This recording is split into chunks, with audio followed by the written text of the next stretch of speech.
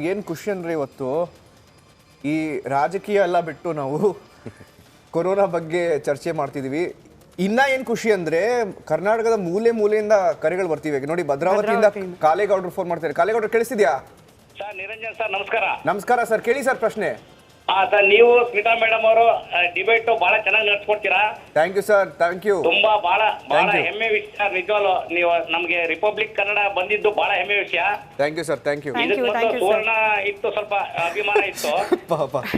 ಹೋಗ್ಲಿ ಬಿಡಿ, ಎಲ್ಲ ಚಾನೆಲ್ ನೋಡಿ ಸರ್. ಪ್ರಶ್ನೆ ಕೇಳಿ. ಇಲ್ಲ ಎಲ್ಲ ಚಾನಲ್ ಅದೇ ಕೇಳ್ತೀರಿ, ಎಲ್ಲ ಚಾನಲ್ ನೋಡ್ತಾ ಇರಿ. ಕರೋನಾ ಅಂದ್ರೆ ಸರ್, ಈ ಅಡ್ವಾನ್ಸ್ ಶೀತ ನೆಗಡಿ ಕೆಮ್ಮು. ಓಕೆ, ಅಡ್ವಾನ್ಸ್ ಏನಂದ್ರೆ ಹಿಂದೆ ಸರ್ ನಮ್ಮ ಪೂರ್ವದಿಂದನೂ ಶೀತ ನೆಗಡಿ ಕೆಮ್ಮು ಇತ್ತು. ಈಗ ಏನಂದ್ರೆ ಇದು ಅಡ್ವಾನ್ಸ್ ಆಗಿದೆ. ಅಡ್ವಾನ್ಸ್ ನಮ್ಮ ಡಾಕ್ಟರ್ ಸಾಹೇಬ್ ಅಂಜನಪ್ಪ ಸಾಹೇಬ್ರಿಗೆ ನಮಸ್ಕಾರ. ನಮಸ್ಕಾರ ಸರ್. ಇದು ಏನಂದ್ರೆ ಇದು ಅಡ್ವಾನ್ಸ್ ಇದು. ಆಮೇಲೆ ಪ್ರಪಂಚದಲ್ಲಿ ವಾಯು ಮಾಲಿನ್ಯ ಬಗ್ಗೆ ಯಾರು ಮಾತಾಡ್ತಾ ಇಲ್ಲ. ಹೌದು, ವಾಯು ಮಾಲಿನ್ಯ ಬಗ್ಗೆ ಯಾರು ಮಾತಾಡ್ತಾ ಇಲ್ಲ. ನಮ್ಮ ಡಾಕ್ಟರ್ ಸಾಹೇಬರು ಅದ್ರ ಬಗ್ಗೆ ಎತ್ತಬೇಕು ಇದನ್ನ. Yes sir. ವಾಯು ಮಾಲಿನ್ಯದಿಂದನೇ ಈ ಕರೋನಾ ಬಂದಿರೋದು. Yes sir. ಇಡೀ ನೋಡಿ, ಈ ಚೈನಾದಲ್ಲಿ 1,000 ರೂಪಾಯಿಗೆ 1 ಕೆಜಿ ಗಾಳಿನ ಮಾರ್ತಾ ಇದ್ದಾರೆ. ಡೆಲ್ಲಿನಲ್ಲಿ ವಾಸಕ್ಕೆ ಯೋಗ್ಯನೇ ಇಲ್ಲ ಇವತ್ತು ನಮ್ಮ ಇಡೀ ವರ್ಲ್ಡ್ ಅಲ್ಲಿ. ನಿಮ್ಮ ಕಾಳಜಿ ಅರ್ಥ ಆಯ್ತು ಕಾಳೇಗೌಡ್ರೆ. ಅಂದ್ರೆ ನೋಡಿ, ವಾಯು ಮಾಲಿನ್ಯದಿಂದ ನಮ್ಮ ಶ್ವಾಸಕೋಶಕ್ಕಾಗೋ ತೊಂದ್ರೆ, ಈ ರೀತಿ ಕೊರೋನಾ ಬಂದಾಗ ಅದು ಇನ್ನೂ ಉಲ್ಬಣ ಆಗತ್ತೆ ಅನ್ನೋದು ನಿಮ್ಮ ಕಾಳಜಿ. ಅಂಜನಪ್ಪ ಸರ್ ಅದಕ್ಕೆ ಉತ್ತರ ಕೊಡ್ತಾರೆ. ಡೆಫಿನೆಟ್ಲಿ ಅಮ್ಮ, ವೈರಸ್ ಬೇರೆ. ನಿಜವಾಗ್ಲೂ ಇವತ್ತು ಡೆಲ್ಲಿ ಒಳಗೆ ಅವ್ರು ಹೇಳಿದ್ ಕರೆಕ್ಟ್ ಆಗಿದೆ. ನಾವು ಸುಮ್ಮನೆ ಇದ್ರೂ ಕೂಡ ದಿನಕ್ಕೆ 8 ಸಿಗರೇಟ್ ಸೇದಿದಷ್ಟು ಎಫೆಕ್ಟು ನಮ್ಮ ಲಂಗ್ಸ್ ಮೇಲೆ ಆಗ್ತಾ ಇದೆ ಅಂತ ಸ್ಟ್ಯಾಟಿಸ್ಟಿಕ್. ಇವನ್ ಬೆಂಗಳೂರು ಅದೇ ಪರಿಸ್ಥಿತಿ ಬರ್ತಾ ಇದೆ ಸರ್. ಈ ವೈರಸ್ಗೂ ಅದಕ್ಕೂ ಸಹ ಏನಂದ್ರೆ ನಿಮ್ಮ ವೀಕ್ ಲಂಗು ಇದಕ್ಕೆ ಟಾರ್ಗೆಟ್ ಆಗುತ್ತೆ ಸರ್. ಹಂಗೆ ಹೆಂಗೆ ನಿಮ್ಮ ಯಾವತ್ತೂ ಸ್ಮೋಕ್ ಮಾಡಿಲ್ಲ, ಒಳ್ಳೆ ಹವಾಗುಣದಲ್ಲಿ ನೀವಿದ್ರಿ ಅಂದರೆ ನಿಮ್ಗೆ ಈ ವೈರಸ್ಸು ಏನು ಮಾಡೋಕ್ಕಾಗಲ್ಲ ಅಂತ. ಬಟ್ ವೈರಸ್ ಬಗ್ಗೆನೇ ನಾವು ಇಷ್ಟೊತ್ತು ಮಾತಾಡ್ತಾ ಇದ್ದೀವಿ. Virus important. ಅದನ್ನು ಪ್ರಿವೆನ್ಷನ್ ಮಾಡಬೇಕಾದ್ರೆ ಎಲ್ಲೋ ಒಂದು ಕಡೆ ನಾವು ಒಳ್ಳೆ ವಾತಾವರಣದಲ್ಲಿ ಬದುಕಬೇಕು. ಅದು ಸರ್ಕಾರದ ಜವಾಬ್ದಾರಿ, ನಮ್ಮದು ಜವಾಬ್ದಾರಿ. ಪ್ರತಿಯೊಬ್ಬ ಮನುಷ್ಯನು ಗಾಳಿ, ನಾಮ ಭೂಮಿನ ಸೇಫಾಗಿ ನೋಡಿಕೊಂಡ್ರೆ ಇಂಥ ಕಾಯಿಲೆಗಳಿಂದ ನಾವು ಸ್ವಲ್ಪ ಎಸ್ಕೇಪ್ ಆಗ್ಬೋದು ಸರ್. ನಾಗರಾಜ್ ಅಂತ ಹೇಳಿ ಬೆಂಗಳೂರಿನಿಂದ ಕರೆ ಮಾಡಿದ್ದಾರೆ. ನಮಸ್ಕಾರ ನಾಗರಾಜ್ ಅವರೇ. ನಮಸ್ಕಾರ ಮೇಡಮ್. ನಮಸ್ಕಾರ ಡಾಕ್ಟ್ರೆ. ನಮಸ್ಕಾರ, ಹೇಳಿ ಸರ್. ಈಗ ನನ್ನ ಕ್ವಶನ್, ಈಗ ನಾವು 2 ಡೋಸ್ ವ್ಯಾಕ್ಸಿನ್ ತಗೊಂಡಿದ್ದೀವಿ. ನಾವು ಬೂಸ್ಟರ್ ಡೋಸ್ ಬಂದಾಗ ಎಲ್ಲರೂ ಏನ್ ಹೇಳ್ತಿದ್ರು ಅಂದ್ರೆ efficacy would have come down after 8 months. It make sense to take booster dose ಅಂತ. ಈಗ ನಾವು ತಗೊಳ್ಳಿಲ್ಲ, ಈಗಾದ್ರೂ ತಗೊಳ್ಬೇಕಾ? Because new version has come. Doctor Pavan ಹಾಗೆ ಆಮೇಲೆ ಸುನಿಲ್ ಅವ್ರು ಕೂಡ ಉತ್ತರ ಕೊಡ್ಬೋದು ಇದಕ್ಕೆ. ಬೂಸ್ಟರ್ ಡೋಸ್ ಬೇಕಂತ. ಈಗ ಏನಾಗುತ್ತೆ, ನಾವು ಆಗ್ಲಿಂದ ವ್ಯಾಕ್ಸಿನ್ ಬಗ್ಗೆ ಸಾಕಷ್ಟು ಚರ್ಚೆಗಳ ಮಾಡ್ತಾನೆ ಇದ್ದೀವಿ. ನೋಡಿ, ಈ ವ್ಯಾಕ್ಸಿನ್ಗೆ ಲೈಫ್ ಲಾಂಗ್ ಇಮ್ಯುನಿಟಿ ಅನ್ನೋದು ಇಲ್ಲ. ಈಗ ನಾವು ವ್ಯಾಕ್ಸಿನ್ ಏನ್ ತೆಗೆದುಕೋತೀವಿ, 2 ರಿಂದ 3 ತಿಂಗಳು ಅದರ ಎಫಿಕಸಿ ತುಂಬಾ ಚೆನ್ನಾಗಿರುತ್ತೆ. ಆಮೇಲೆ ಅದು ಕ್ಷೀಣಿಸ್ತಾ ಹೋಗುತ್ತೆ. ಸಾಕಷ್ಟು ಈ ಸ್ಟಡಿಗಳು ಬಂದಿರೋದ್ರಲ್ಲೂ ಕೂಡ 7-8 ತಿಂಗಳಲ್ಲಿ ಅದರ ಇದು ಕ್ಷೀಣಿಸ್ತಾ ಹೋಗುತ್ತೆ. ಸೊ ಈಗ ನೀವು 2 ಡೋಸ್ ಅನ್ನ ತೆಗೆದುಕೊಂಡಿದ್ದೀರಾ, ಬೂಸ್ಟರ್ ಡೋಸ್ ತೆಗೆದುಕೊಂಡಿಲ್ಲ. ಈಗ ತೆಗೆದುಕೋಬೇಕಾ ಬೇಡವಾ?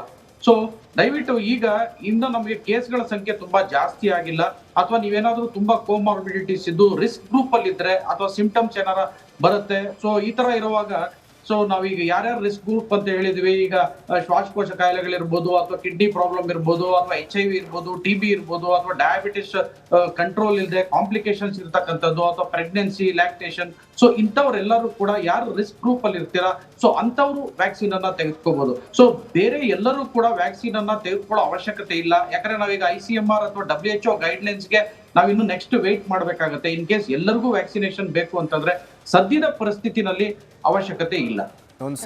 ಒಂದೇ ಒಂದು ಕ್ಲಾರಿಫಿಕೇಶನ್. ತುಂಬಾ ಜನ ಒಂದು ಫ್ಲೂ ಶಾಟ್ ತಗೊಂಡ್ಬಿಡಿ, ನಿಮ್ಮ ಮಗುಗೆ ಒಂದು ಫ್ಲೂ ಶಾಟ್ ಕೊಡಿಸ್ಬಿಡಿ ಅಂತಾರಲ್ಲ, ಏನ್ ಮಾಡೋದು ಪವನ್? ಸರ್ ಇಲ್ಲ, ನಾವು ರೆಗ್ಯುಲರ್ ಆಗಿ ಅಡ್ವೈಸ್ ಮಾಡೋದಿಲ್ಲ. ಯಾಕಂದ್ರೆ ಈಗ ನಾವು ನೋಡಿ, ಯಾವುದೇ ಒಂದು ಫ್ಲೂ ಶಾಟ್ ತೆಗೆದುಕೊಂಡ್ರೆ ನಾವು 2 ರಿಂದ 3 ತಿಂಗಳಲ್ಲಿ ಅದರ ಇದು ಹೊರಟೋಗುತ್ತೆ. ಸೊ ನಾವು ಪದೇ ಎಷ್ಟಂತ ಫ್ಲೂ ಶಾಟ್ ಕೊಡಿಸ್ತೀರಾ? ಎಸ್ಪೆಷಲಿ ಮಕ್ಕಳಿಗೆ ಏನಂದ್ರೆ ಈ ಕಾಮನ್ ಫ್ಲೂ ಏನ್ ಬರುತ್ತಲ್ಲ, ಈಗ ನಾವು ಪದೇ ಬರ್ತಿದ್ದಾಗ ಬಾಡಿನಲ್ಲಿ ಆಂಟಿಬಾಡೀಸ್ ಆಟೋಮೆಟಿಕ್ ಆಗಿ ಪ್ರೊಡ್ಯೂಸ್ ಆಗುತ್ತೆ. ನೋಡಿ, ನಾವು 3 ಅಥವಾ 4 ವರ್ಷ ತುಂಬವರೆಗೂ ಮಕ್ಕಳಿಗೆ ಸಾಕಷ್ಟು ಕಾಯಿಲೆಗಳು ಬರ್ತಾ ಇರ್ತವೆ. ಬಟ್ ಆಮೇಲೆ ಅದು ಬರ್ತಾ ಪದೇ ನಮ್ಗೆ ಅದು ಇನ್ಫೆಕ್ಷನ್ಸ್ ಬಂದಾಗ ಬಾಡಿನಲ್ಲಿ ಆಂಟಿಬಾಡೀಸ್ ಡೆವಲಪ್ ಆಗಿ ಅದು ನಾರ್ಮಲ್ ಆಗ್ತಾ ಹೋಗುತ್ತೆ. ಈ ನ್ಯಾಚುರಲ್ ಆಗಿ ಏನ್ ಆಂಟಿಬಾಡೀಸ್ ಡೆವಲಪ್ ಆಗುತ್ತಲ್ಲ, ಅದು ತುಂಬಾ ಸ್ಟ್ರಾಂಗ್ ಆಗಿರುತ್ತೆ. ಸೊ ನಾವು ಈ ವ್ಯಾಕ್ಸಿನೇಷನ್ ಅಲ್ಲಿ ಬೇರೆ ವ್ಯಾಕ್ಸಿನೇಷನ್ಗಳು ನಾವೀಗೇನು ಅಡ್ವೈಸ್ ಮಾಡಿದ್ದಾರೆ ನಮ್ಗೆ. ಈ ನ್ಯಾಷನಲ್ ಇದ್ರದ್ದು ಪ್ಯಾನೆಲ್ ಅಲ್ಲಿ ಎಲ್ಲ ಅದನ್ನೆಲ್ಲ ಕೊಟ್ಕೋಬಹುದು. ಈ ಫ್ಲೂ ಶಾಟ್ಗಳು ನಾವು ಯಾರಿಗೆ ಈಗ ತುಂಬಾ ವೀಕ್ ಇರ್ತಾರೆ, ಈಗ ಪ್ರಿಮೆಚೂರ್ ಬರ್ತಿರುತ್ತೆ, ಪದೇ ಪದೇ ಇನ್ಫೆಕ್ಷನ್ಸ್ ಆಗ್ತಾ ಇರುತ್ತೆ, ಸೊ ಅಂತವರಲ್ಲಿ ಮಾತ್ರ ನಾವು ಯಾರು ಸೆಲೆಕ್ಟೆಡ್ ಪೇಷಂಟ್ಸ್ ಇರುತ್ತೆ, ಸೊ ಅಂತವ್ರಿಗೆ ಮಾತ್ರ ವ್ಯಾಕ್ಸಿನೇಷನ್ಸ್ ಹೇಳ್ಬೇಕು. ರೆಗ್ಯುಲರ್ ಆಗಿ ಎಲ್ಲರಿಗೂ ಕೂಡ ಈಗ ಒಂದು ಜ್ವರ ಬರ್ತಾ ಇದೆ, ಕೆಮ್ಮು ನೆಗಡಿ ಇವೆಲ್ಲ ಇನ್ನೇನ್ ಬರ್ತಾ ಇದೆ, ಸ್ವಲ್ಪ ಸೀಸನ್ ಬಂತು, ಕೋಲ್ಡ್ ಸೀಸನ್ ಬಂತು ಅಂತ ಪ್ರತಿಯೊಬ್ಬರಿಗೂ ಫ್ಲೂ ಶಾಟ್ ಕೊಡೋದನ್ನ ಯಾರು ಕೂಡ ಅಡ್ವೈಸ್ ಮಾಡೋದು. ಸರ್, ಈ ನ್ಯಾಚುರಲ್ ಇಮ್ಯುನಿಟಿ ಬಗ್ಗೆ ಮಾತನಾಡುವಾಗ ಹಳ್ಳಿಯವರು ಇಂದಿನಿಂದ ಇಂಥ ಒಳ್ಳೆ ಮಾತು ಹೇಳಿದ್ದಾರೆ ಅಂದ್ರೆ, ಬೀದಿ ಮಕ್ಕಳು ಬೆಳ್ಕೊಂಡೋದೋ ಕೋಣೆ ಮಕ್ಕಳು ಕೊಳ್ತ್ಕೊಂಡೋದೋ ಅಂತಾರೆ. ಬೀದಿ ಮಕ್ಕಳು already expose, they have got a natural immunity. It's a wonderful word. Yes sir. Sir, I just wanted to add sir, ಒಂದು ವಿಷಯ ಹೇಳಕ್ಕೆ ಇಷ್ಟಪಡ್ತೀನಿ. ವ್ಯಾಕ್ಸಿನೇಷನಲ್ಲಿ ಈ ಒಂದು vaccination effect 8 months to 12 months ಇರ್ಬೋದು ಅಂತ ಒಂದೇನು ಈ ಕೋವಿಡ್ಗೆ ಇದೆ, ಅದ್ರ ಪ್ರಕಾರ ಒಂದು ರೆಕಮೆಂಡೇಶನ್ ಮಾಡಿದ್ದಾರೆ. But another important aspect, when you are when the immunity level is very good, there is something called as natural immunity, ಅದರಿಂದನೂ ಬಂದಿರುತ್ತೆ. ಎರಡನೇದು ಟಿ ಸೆಲ್ ಇಮ್ಯುನಿಟಿ ಏನಿರುತ್ತೆ, T cell immunity, few studies have shown because of T cell immunity ನಿಮಗೆ ಆ vaccination plus T cell ಇಮ್ಯುನಿಟಿಯಿಂದ ನಿಮಗೆ 20 ವರ್ಷದವರೆಗೂ protection ಸಿಗ್ಬೋದು ಅಂತ. So that's why many people are protected, not only because of vaccine, because of natural immunity and also vaccine induce T cell immunity ಇಂದ. ರವಿ ಅಂತ ಹೇಳಿ ಚಾಮರಾಜನಗರದಿಂದ ಕರೆ ಮಾಡಿದ್ದಾರೆ. ನಮಸ್ಕಾರ ರವಿ ಅವರೇ. ಮೇಡಮ್ ನಮಸ್ಕಾರ. ಪ್ರಶ್ನೆ ಕೇಳಿ ಸರ್. ಈಗ ನನಗೆ ಪಾಸಿಟಿವ್ ಆಗಿ ಹೋದ್ ಬಾರಿ ಪಾಸಿಟಿವ್ ಆಗಿ 2 ಸಾರಿ ಹಾಕ್ಸ್ಕೊಂಡಿದ್ದೀನಿ, ವ್ಯಾಕ್ಸಿನ್ ಹಾಕ್ಸ್ಕೊಂಡಿದ್ದೀನಿ. ಈಗ ಮತ್ತೆ ಗುಣ ಆದ್ರೆ ಪುನಃ ಬಂದ್ರೆ ಹಾಕ್ಸ್ಕೋಬೇಕಾ? ಡಾಕ್ಟರ್ ದಾಮ್. ಬೇಡ ಸರ್, ಹಾಕೊಳ್ಳೋ ಅಗತ್ಯ ಇಲ್ಲ. ನಿಮಗೆ ಕಾಯಿಲೆ ಇದ್ರೆ ಕೋಮಾರ್ಬಿಡಿಟಿ, ಈಗಲೇ ಡಾಕ್ಟರ್ ಪ್ರವನ್ ಅವರು ಹೇಳಿದ್ರು, ನಿಮಗೆ ಬೇರೆ ಏನಾದರೂ ಕಾಯಿಲೆ ಇದ್ದರೆ ನಿಮ್ಮ ವೈದ್ಯರ ಹತ್ರ ಕೇಳಿ, ನಿಮ್ಮ ಪಕ್ಕದ ವೈದ್ಯರ ಹತ್ರ ಕೇಳಿ, ಅವರು ನೀವು ತಗೊಳ್ಳಿ ಅಂತ ಹೇಳಿದ್ರೆ ತಗೊಳ್ಳಿ, ಇಲ್ದಿದ್ರೆ ತಗೊಳ್ಳೋ ಅಗತ್ಯ ಇಲ್ಲ. ಕೊನೆಗೆ ಆಂಜಿ ಅಂತ ಬೆಂಗಳೂರಿಂದ. ಆಂಜಿ ಅವರೇ ಕೇಳಿಸಿದ್ಯಾ? ಹಾ, ಕೇಳಿಸ್ತಾ ಇದೆ ಸರ್. ನಮಸ್ಕಾರ, ಪ್ರಶ್ನೆ ಕೇಳಿ. ಹಾ, ನಮಸ್ಕಾರ ಸರ್. ಸರ್, ನಂದೊಂದು ಪ್ರಶ್ನೆ ಸರ್.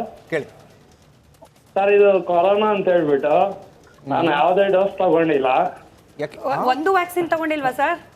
ಇಲ್ಲ, ಯಾವ್ದು ತಗೊಂಡಿಲ್ಲ. ಅಂದ್ರೆ ನಮ್ಮ ಅಕ್ಕಪಕ್ಕ ಯಾವುದು ನಮ್ಗೆ ತರ ಕಾಣಿಸ್ಲೇ ಇಲ್ಲ. ಇದೇನ್ ಸರ್ ಇದು ಕೊರೋನಾ? ಎಲ್ಲಿರೋದು ಸರ್ ಬೆಂಗಳೂರಲ್ಲಿ ನೀವು? ವೈಟ್ ಫೀಲ್ಡ್ ಹೊರ್ತೂರು. ಅಕ್ಕಪಕ್ಕ ಯಾವ್ದು ಕೇಸಸ್ ನಿಮಗೆ ಗಮನಕ್ಕೆ ಬರ್ಲಿಲ್ವಾ? ಇಲ್ಲ ಮೇಡಮ್. ಓಹೋ, ಸರಿ ಸರಿ ಸರ್. ಅಂದ್ರೆ ಈಗ್ಲೂ ಇದಾರೆ ಅಂತ ಒಂದು ವ್ಯಾಕ್ಸಿನ್ ತಗೊಳ್ದೇ ಇರೋ. ಕೊರೋನಾ ಬಗ್ಗೆ ಕೇಳ್ತಿದ್ದಾರೆ, ಏನ್ ಈ ಕೊರೋನಾ ಅಂತ. ರಾತ್ರಿ ಎಲ್ಲ ರಾಮಾಯಣ ನೋಡಿ ಬೆಳಗ್ಗೆ ರಾಮನಿಗೂ ಸೀತೆಗೆ ಏನಾಯ್ತು ಅನ್ನಂಗೆ ಸರ್, ಅದ್ರ ಬಗ್ಗೆನೇ ಹೇಳ್ತಿದೀವಿ, ತಮ್ಮ ಗಮನಕ್ಕೆ ಬರ್ಲಿ ಅಂತ. ಇದೊಂದು ವೈರಸ್ ಸರ್, ಇದೊಂದು ರೆಸ್ಪಿರೇಟರಿ ವೈರಸ್ ಅಂತೀವಿ ನಾವು. ನೀವೆಲ್ಲ ತಲಾಂತರದಿಂದ ನೋಡ್ತಾ ಇದ್ದೀವಿ, ನೆಗಡಿ, ಕೆಮ್ಮು, ಗೊಣ್ಣೆ ಸುರಿಯೋದು. ಬಟ್ ಇದು ಅಂಥದ್ದೇ ಜಾತಿಗೆ ಸೇರಿದಂಥ ಒಂದು ಆರಣ್ಯ ವೈರಸ್ ಅಂತೀವಿ. ಜನಸಾಮಾನ್ಯರಿಗೆ ಅರ್ಥ ಆಗಲಿ ಅಂದರೆ, ಪಾಪ ನೀವು ಲಕ್ಕಿ ಮ್ಯಾನ್, ನಿಮ್ಗೇನು ಆಗಿಲ್ಲ, ಬಟ್ ಎಷ್ಟೋ ಜನ ಸತ್ತೋದ್ರು, ಅದರಂತೂ ನೋಡಿದ್ದೀರಾ. ಹಿಂದೆ ಎಲ್ಲ ಆಂಬುಲೆನ್ಸ್ ವ್ಯಾನ್ಗಳನ್ನ ಮಾರ್ಚುರಿ ಮುಂದೆ ನಿಲ್ಲಿಸಿರೋದನ್ನು ನೋಡಿದ್ದೀರಾ. You are a lucky man, pray god. But ನಿಮಗೆ ನ್ಯಾಚುರಲ್ ಇಮ್ಯುನಿಟಿ ಬಂದಿರಬಹುದು. ಎಲ್ಲೋ ಒಂದು ಕಡೆ ನಿಮಗೆ ಕಾಯಿಲೆ ಬಂದು ಹೊರಟೋಗಿದೆ, ನಿಮಗೆ ಗೊತ್ತಾಗಿಲ್ಲ. ಎಷ್ಟು ಸರ್ ವಯಸ್ಸು ನಿಮಗೆ? ಮೋಸ್ಟ್ಲಿ ಡಿಸ್ಕನೆಕ್ಟ್ ಆಗಿಲ್ಲ. ಈ ತರದವ್ರು ಸುಮಾರು ಜನ ಇದ್ದಾರೆ, ಈಗಲೂ ಕೂಡ ವ್ಯಾಕ್ಸಿನ್ ತಗೊಳ್ದೇ ಇರೋರು. ಖಂಡಿತ ಹೇಳೋದೇನಂದ್ರೆ, ದಯವಿಟ್ಟು ಹೋಗಿ ವ್ಯಾಕ್ಸಿನ್ ತಗೊಳ್ಳಿ. ಈಗಲೂ ವ್ಯಾಕ್ಸಿನ್ ಸಿಗತ್ತೆ, ಈಗಲೂ ವ್ಯಾಕ್ಸಿನ್ ತಗೊಳ್ಳಿ, ವ್ಯಾಕ್ಸಿನ್ ಹಾಕೊಳ್ಳಿ. ಬಹಳ ಸರಳವಾದ ಪ್ರಶ್ನೆಗಳು, ಬಟ್ ಜನರಿಗೆ ಅತ್ಯವಶ್ಯಕ ಇದ್ದ ಪ್ರಶ್ನೆಗಳು. ಆ ಎಲ್ಲಾ ಪ್ರಶ್ನೆಗಳಿಗೆ ಈ 40-45 ನಿಮಿಷಗಳ ಅವಧಿಯಲ್ಲಿ ಉತ್ತರ ಸಿಕ್ಕಿದೆ ಅಂತ ನಾವು ಭಾವಿಸ್ತೀವಿ. ಆತಂಕ ಬೇಡ, ನಿಜ. ಬಟ್ ಅರಿವು ಇರಲೇಬೇಕು. ಇದು ಕೋವಿಡ್ ಪ್ರಾರಂಭ ದಿನದಿಂದ ಇವತ್ತುವರೆಗೂ ಕೂಡ ಹೇಳ್ತಿರೋದಿದ್ದೇನೆ. ಹೀಗಾಗಿ ಅರಿವು ಮೂಡಿಸುವ ಕಾರ್ಯಕ್ರಮದ ಭಾಗವಾಗಿ 4 ಜನ ತಜ್ಞ ವೈದ್ಯರು ನಮ್ಮ ವೇದಿಕೆಯಲ್ಲಿದ್ರು. 4ವರಿಗೂ ಕೂಡ ಧನ್ಯವಾದವನ್ನ ಸಲ್ಲಿಸ್ತಾ, ಜಾಗೃತರಾಗಿರಿ. ಕೊರೋನಾವನ್ನ ಎದುರಿಸಲಿಕ್ಕೆ ಬೇಕಾದ ಸಿಂಪಲ್ ವಿಚಾರಗಳನ್ನ ತಿಳಿಸ್ಕೊಟ್ಟಿದ್ದಾರೆ, ಅದಷ್ಟನ್ನ ಫಾಲೋ ಮಾಡಿ ನಾವು ನೀವು ಎಲ್ಲರೂ ಕೂಡ ಸುರಕ್ಷಿತವಾಗಿರೋಣ ಅಂತ ಆಶಿಸ್ತಾ ಕಾರ್ಯಕ್ರಮ ಮುಗಿಸ್ತಾ ಇದ್ದೀನಿ. ಧನ್ಯವಾದ. ನೋಡ್ತಾ ಇರಿ ರಿಪಬ್ಲಿಕ್ ಕನ್ನಡ, ಇದು ನಿಮ್ಮ ಧ್ವನಿ.